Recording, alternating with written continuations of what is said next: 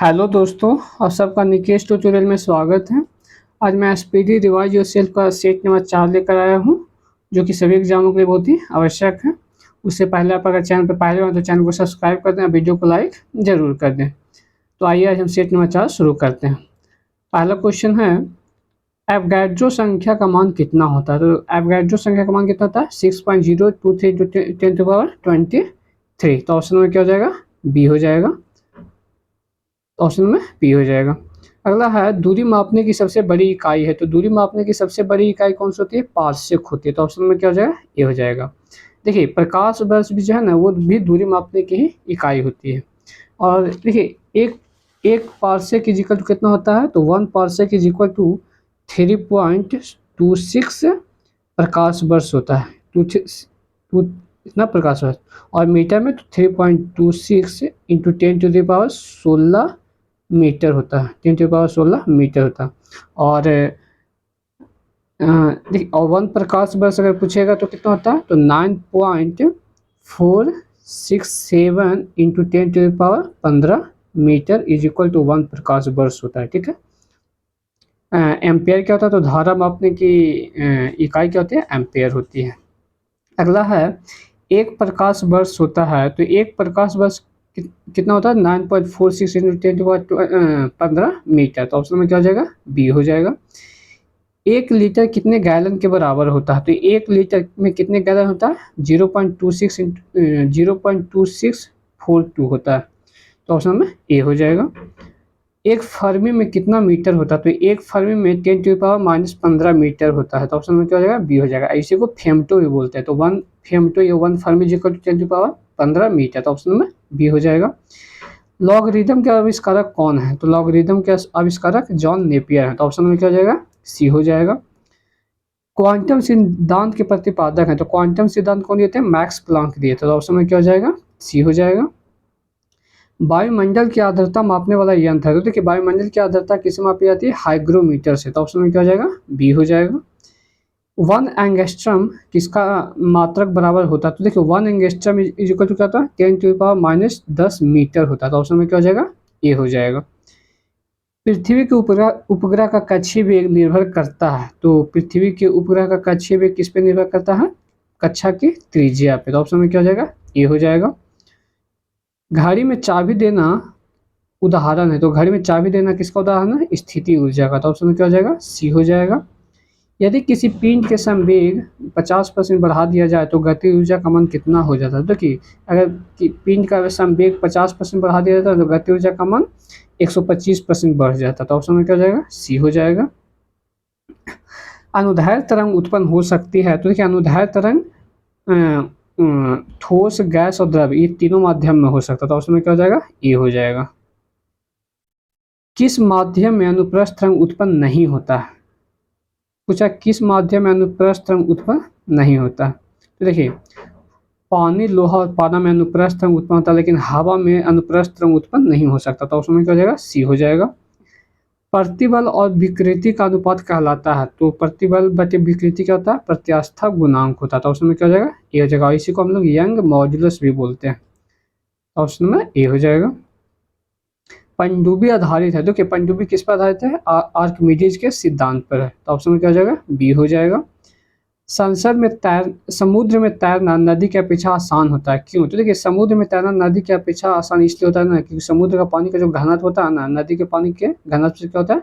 अधिक होता है। तो ऑप्शन में क्या हो जाएगा? डी हो जाएगा। इसका ऑप्शन में क्या हो जाएगा? डी हो जाएगा। तरंग अपस्रव कही जाती है जब उसकी आवृत्ति हो। तो देखिए, अपस्रव तरंग किसे कहा जा सकता है? जिसे आदमी नहीं सुन सकता है। तो 20 हर्ट्ज से जो कम होता है ना, उसे हम क्या बोलते हैं? अपस्रव तरंग होता है। ऑप्शन में क्या हो जाएगा? डी हो जाएगा। और 20 हर्ट्ज से 20,000 हर्ट्ज के बीच को क्या बोलते हैं? तो इसे श्रव्य तरंग बोलते हैं। और 20,000 हर्ट्ज से अधिक को क्या बोलते हैं? पराश्रव्य तरंग बोलते हैं। ठीक है। और मनुष्य कौन सा तरंग सुन सकता है? तो श्रव्य तरंग 20 हर्ट्ज से 20,000 हर्ट्ज के बीच जो होता है ना, इसे मनुष्य सुन सकता है। यदि तरंग की लंबाई का मान आधा कर दिया जाए तो ध्वनि का वेग होगा। तो तरंग की लंबाई का मान अगर आधा कर देता हूँ तो ध्वनि का वेग भी क्या हो जाएगा? आधा हो जाएगा। तो ऑप्शन में ये हो जाएगा। ध्वनि तरंगे होती है, तो देखिए अनुदैर्ध्य ध्वनि तरंग को अनुदैर्ध्य तरंग भी बोल सकते हैं, तो ऑप्शन में क्या हो जाएगा, ए हो जाएगा। गोलीय दर्पण की फोकस दूरी उसकी वक्रता त्रिज्या की कितनी होती है, देखिए फोकस एफ इजिकल क्या होता है, आर बटे क्या होता है, आर बटे 2 होता है। तो गोलीय दर्पण की फोकस दूरी जो होता है वक्रता त्रिज्या की क्या हो जाएगी, आधी हो जाएगी, तो ऑप्शन में क्या हो जाएगा, ए हो जाएगा। उत्तल दर्पण द्वारा बना प्रतिबिंब होता है, तो देखिए उत्तल दर्पण में हमेशा कैसा प्रतिबिंब होता है, काल्पनिक बनेगा, और जो काल्पनिक होगा तो सीधा भी होता है, तो ऑप्शन में क्या हो जाएगा, सी हो जाएगा।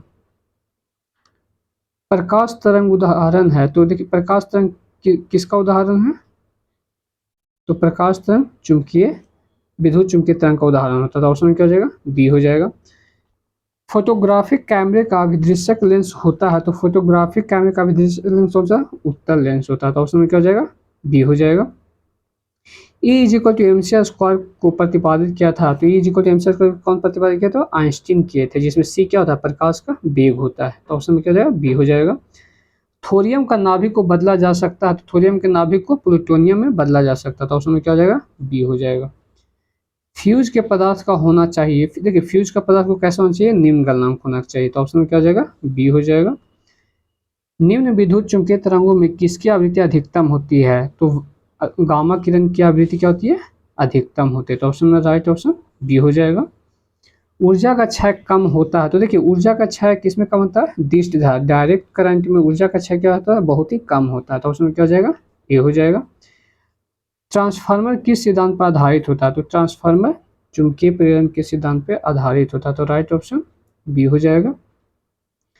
घरेलू प्रकाश के लिए प्रयुक्त लैंप किस क्रम में जोड़े जाते हैं, तो घरेलू प्रकाश के लिए प्रयुक्त लैंप समानांतर क्रम में जोड़े जाते हैं, पैरेलल सीरीज में, तो ऑप्शन में क्या हो जाएगा, बी हो जाएगा।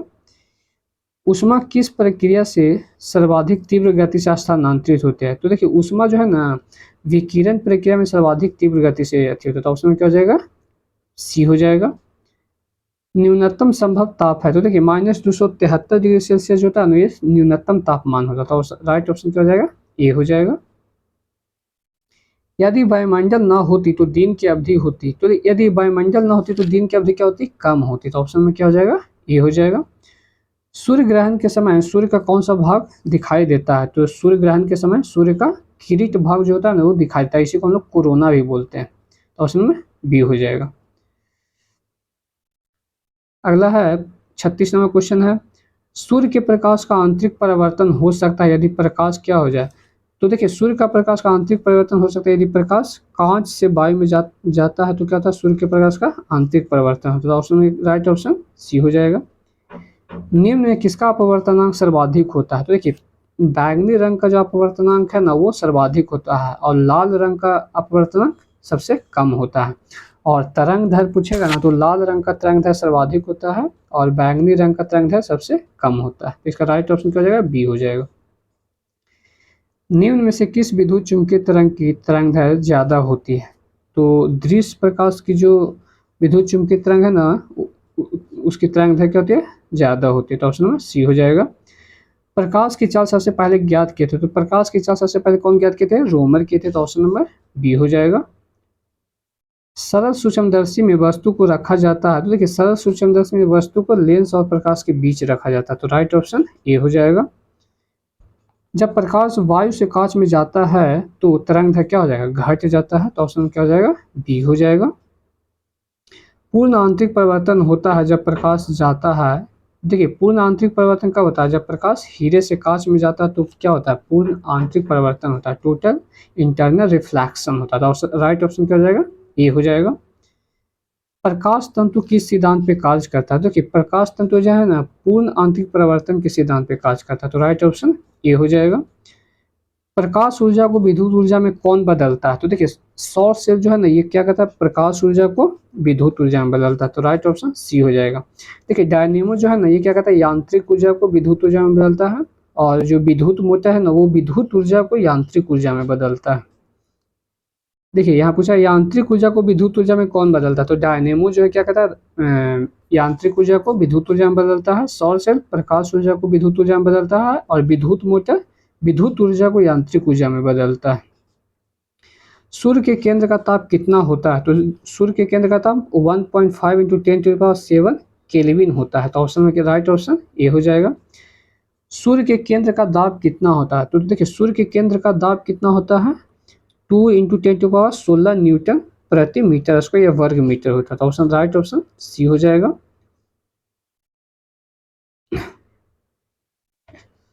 अगला है परमाणु रिएक्टर आधारित होता है। तो देखिए परमाणु रिएक्टर किस पर आधारित होता है, नाभिकीय विखंडन पर आधारित है। और ये कैसा होता है, अनियंत्रित होता है। अनियंत्रित नाभिकीय विखंडन पे परमाणु रिएक्टर आधारित होता है। और हाइड्रोजन बम अगर पूछेगा तो नाभिकीय संलयन पर आधारित होता है। अगला है परमाणु बम आधारित होता है। तो देखिए परमाणु बम किस पर आधारित होता है, अनियंत्रित नाभिकीय विखंडन पर होता है। तो राइट ऑप्शन सी हो जाएगा। हाइड्रोजन बम आधारित होता है। तो हाइड्रोजन बम किस पर आधारित होता है, नाभिकीय संलयन पे। तो राइट ऑप्शन बी हो जाएगा। सिलिकॉन तथा जर्मेनियम अर्धचालक होते हैं। तो सिलिकॉन तथा जर्मेनियम कैसे अर्धचालक होते हैं, चतुर्थ श्रेणी के होते हैं। तो ऑप्शन में क्या हो जाएगा, बी हो जाएगा, सॉरी डी हो जाएगा। पॉजिट्रॉन का खोज किसने किया था? तो देखिए पॉजिट्रॉन का खोज किसने किया था, एंडरसन किए थे। तो राइट ऑप्शन क्या हो जाएगा, राइट ऑप्शन सी हो जाएगा। इलेक्ट्रॉन का खोज कौन किए थे? तो जे थॉमसन किए थे। और जो जेम्स चैडविक है उन्होंने न्यूट्रॉन का खोज किया था। और प्रोटॉन का खोज रदरफोर्ड किए थे। और नाभिक का खोज भी कौन किए थे? तो ये रदरफोर्ड ही किए थे। नाभिक में क्या होता है, तो प्रोटॉन और न्यूट्रॉन होता है। और इसको दोनों को संयुक्त रूप से क्या बोलते हैं, न्यूक्लियॉन बोला जाता है। ठीक है। एक कूलॉम पे कितना आवेश होता है? तो एक कूलॉम पे 6 × 6.25 × 10⁻18 इलेक्ट्रॉन होता है। तो राइट ऑप्शन क्या हो जाएगा, ए हो जाएगा। किसी तार की प्रतिरोधकता निर्भर करती है। तो देखिए किसी तार की जो प्रतिरोधकता है वो किस पे निर्भर करता है, पदार्थ पे करता है। तो राइट ऑप्शन क्या हो जाएगा, बी हो जाएगा। 1 वाट घंटा बराबर होता है। तो देखिए 1 वाट घंटा पूछ रहा है तो कितना हो जाएगा, 3.6 × 10⁻3 जूल हो जाएगा। और अगर 1 किलो वाट घंटा पूछता तो कितना हो जाता, 3.6 × 10⁻6 जूल होता है। अगर किलो वाट 1 किलो वाट घंटा रहता तो, लेकिन यहाँ क्या है, घंटा, 1 घंटा बराबर, तो 3.6 × 10⁻3 जूल हो जाएगा। तो राइट ऑप्शन बी हो जाएगा।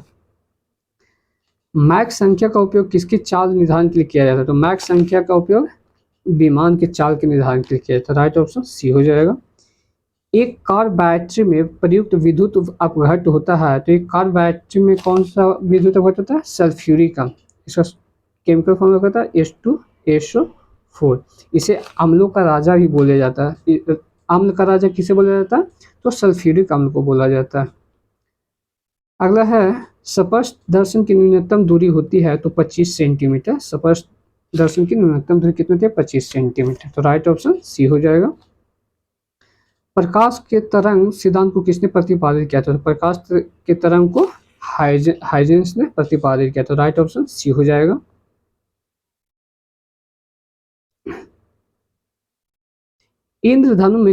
इंद्रधनुष में किस रंग का विक्षेपण अधिक होता है? तो इंद्रधनुष में लाल रंग का जो विक्षेपण वो सर्वाधिक होता है। तो राइट ऑप्शन सी हो जाएगा।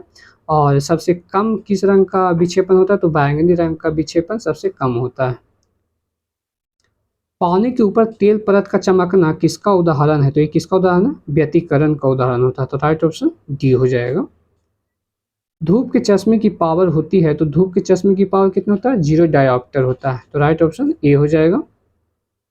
वायुमंडल में प्रकाश के विसरण का कारण है। तो वायुमंडल में प्रकाश के विसरण का क्या कारण है, धूलकण। तो राइट ऑप्शन ए हो जाएगा। प्रकाश तंतु किस सिद्धांत पे कार्य करता है? तो ये पूर्ण आंतरिक परिवर्तन के सिद्धांत पे प्रकाश तंतु कार्य करता है। तो राइट ऑप्शन ए हो जाएगा। प्रकाश की गति किसके बीच से जाते हुए न्यूनतम होगी? तो देखिए प्रकाश की गति जो कांच से जाएगा ना तो सबसे न्यूनतम होता है। राइट ऑप्शन ए हो जाएगा। सूर्य की ऊष्मा पृथ्वी पर कैसे पहुंचती है? तो देखिए सूर्य की ऊष्मा पृथ्वी पर विकिरण विधि द्वारा पहुंचती है। तो राइट ऑप्शन बी हो जाएगा। रेफ्रिजरेटर में थर्मोस्टेट का क्या कार्य होता है? तो देखिए रेफ्रिजरेटर में थर्मोस्टेट होता है ना, वो एक समान ताप को बनाए रखता है। तो राइट ऑप्शन बी हो जाएगा, यानी कि टेम्परेचर को क्या करता है, कंट्रोल करता है। शुद्ध जल का क्वथनांक फ़ारेनहाइट स्केल पर क्या होगा? तो देखिए शुद्ध जल का क्वथनांक फ़ारेनहाइट पर कितना होता है, 212 डिग्री फ़ारेनहाइट होगा शुद्ध जल का क्वथनांक, बॉइलिंग पॉइंट। तो राइट ऑप्शन डी हो जाएगा। केल्विन तापमान तापमान में बर्फ का गलनांक होता है, तो केल्विन तापमान में बर्फ का गलनांक कितना होगा, 273 केल्विन। तो राइट ऑप्शन ए हो जाएगा। ध्वनि का वेग सबसे ज़्यादा होता है, तो ध्वनि का वेग सबसे ज़्यादा किस में होगा, इस्पात में होगा। तो राइट ऑप्शन ए हो जाएगा। ध्वनि का वेग सर्वाधिक होता है गैस, वाष्प, द्रव, ठोस में। तो देखिए अगर इसमें पूछेगा तो किसमें होता है, ठोस में ध्वनि का वेग सर्वाधिक होता है। तो राइट ऑप्शन ए हो जाएगा। ध्वनि का प्रभाव कान में कितने समय तक रहता है, तो ध्वनि का प्रभाव जो है कान में कितने समय तक रहता है, तो 1/10 सेकंड तक रहता है। तो राइट ऑप्शन बी हो जाएगा। तो आज हमारा सेट नंबर 4 यहीं समाप्त होता है। अगर वीडियो पसंद आए तो लाइक कर दें और चैनल को सब्सक्राइब जरूर करें। Thank you so much.